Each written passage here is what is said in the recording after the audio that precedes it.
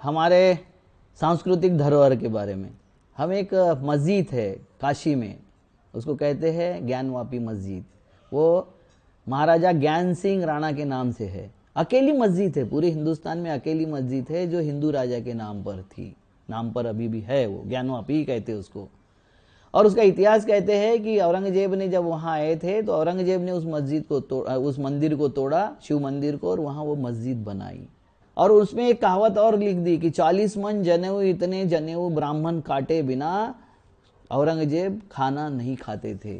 एक जनेऊ का वजन होता है 2 से 3 ग्राम। 40 मन जनेऊ आप समझ लो, एक दिन में पूरी कौम समाप्त हो जाती थी।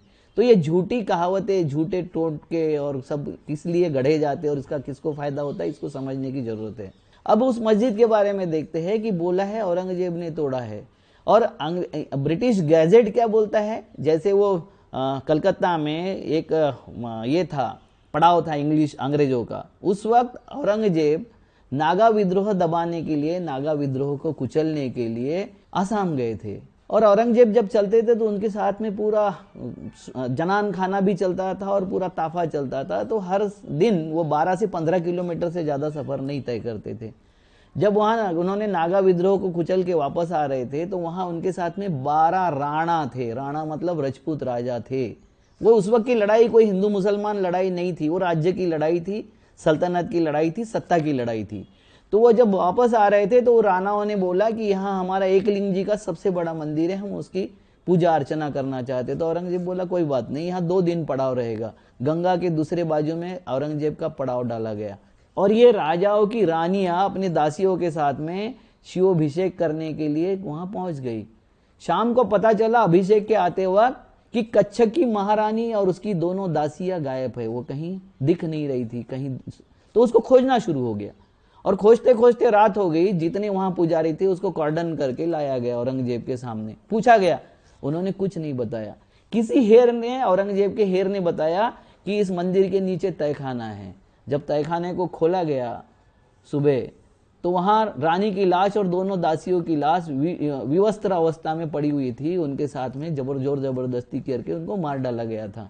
मगर उनको सबको कॉर्डन करके बंदिस्त बना गया था, इसलिए वो प्रेतों को, उनके डेड बॉडियों को कहीं दफना नहीं सके या उसको बाहर नहीं हटा सके, इसलिए वो डेड बॉडियां मिल गई वहां। अब उनका राणाओं का क्रोध अनावर हो गया कि मंदिर के नीचे ये क्या चल रहा है, मंदिर के नाम से ये क्या चल रहा है। तो राणाओं ने बोला कि ये मंदिर अब अपवित्र हो गया है, इसलिए मंदिर को हम तोड़ना चाहते हैं। औरंगजेब क्यों ना मनाही करेगा। औरंगजेब ने बोला जैसा आपको लगता है उचित कीजिए।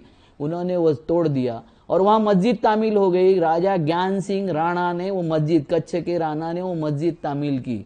और उसके बाद में क्या हुआ, मस्जिद तामील होने के बाद कि वहां के जितने पुजारी थे, पंडित थे जो वहां पूजा करते थे, उनको सबको मारा गया, उनकी सबकी जान ली गई, क्योंकि वो किसी का नाम बताने को तैयार नहीं थे। तो सबको दोषी पकड़ के उनको मार दिया गया। तो इन्होंने पूरा सब तरफ, चारों तरफ बवाल मचा दिया कि औरंगजेब ने हिंदुओं की हत्या की, हिंदू उनकी ब्राह्मणों की हत्या की। ये सच नहीं था, अपराधियों की हत्या की थी। और अपराधियों का हत्या करना ये राजधर्म होता है, राजा का कर्तव्य होता है, वो उसने पूरा किया। मगर वो मंदिर तो अब टूट गया था, पिंड बाजू में स्थापित हो गई थी। वहां मंदिर बनाने के लिए जब बचे हुए जो थे, जो गागा भट्ट यहाँ आया था छत्रपति शिवाजी का राज्याभिषेक करने, वो एक परिवार बच गया था क्योंकि वो उस वक्त वहां नहीं था हाजिर। तो वो परिवार ने फिर मंदिर बनाने के लिए जब राणाओं से, वहां के राजाओं से, जनता से चंदा मांगना शुरू किया तो कोई चंदा देने को तैयार नहीं था। बोल रहे थे तुम अत्याचारी, अन्यायी हो, वहां मंदिर कुछ नहीं बनाएंगे। तो उन्होंने फिर शिवराज्याभिषेक से जो पैसा मिला उसके माध्यम से वहां मंदिर बनाया। ये सच्चाई इतिहास क्यों नहीं बताते। और ये अंग्रेजों ने लिखा है, ब्रिटिश गैजेटियर में इतिहास है लिखा हुआ। ब्रिटिशों ने जो अपने साथ में लिख के ले गए और लिखा हुआ है उसमें वो सारा इतिहास है, मगर हम नहीं पढ़ाएंगे। अंग्रेजों ने भी इस देश को बांटने का इतिहास बनाया। जैसा यहाँ की इस संस्कृति ने वो इतिहास बनाया वैसा अंग्रेजों ने भी किया, क्योंकि अंग्रेजों ने इतिहास लिखा, मुगल कालीन इतिहास, हिंदू राजाओं का इतिहास, और खुद के बारे में क्रिश्चियन इतिहास नहीं लिखा, वो ब्रिटिश कालीन इतिहास लिखा। ये इतिहास को जो बांटने की परंपरा उन्होंने शुरू की, वो परंपरा अभी तक शुरू है, और जिसके माध्यम से यहाँ विभाजन इस कगार पर आ गया कि एक दूसरे के दुश्मन के तौर पर सारी कम्युनिटियां खड़ी हो गई है। ये देश का बहुत बड़ा दुर्भाग्य है। हमको देश का सच्चा इतिहास समझने की आज जरूरत है।